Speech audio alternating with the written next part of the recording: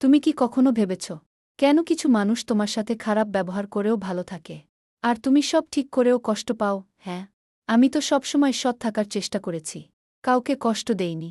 তাহলে আমার সাথেই কেন এমন হয়? কারণ জীবন কোনো তাড়াহুড়ো করে না, কর্মফল সবসময় সঠিক সময়ে ফিরে আসে। আজ তুমি ভালো করছ, হয়তো তার ফল আজ পাচ্ছ না, কিন্তু বিশ্বাস করো, এই পৃথিবী কিছুই ভুলে যায় না।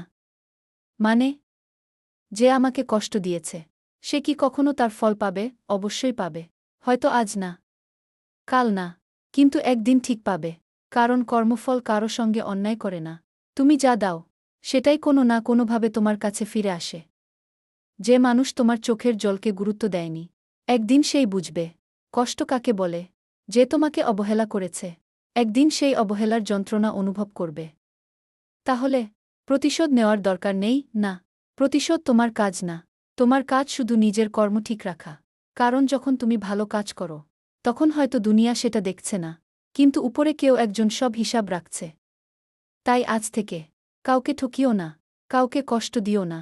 কারণ মনে রেখো, কর্মফল কখনো কাউকে ছাড়ে না। তুমি পাবে যা তোমার প্রাপ্য।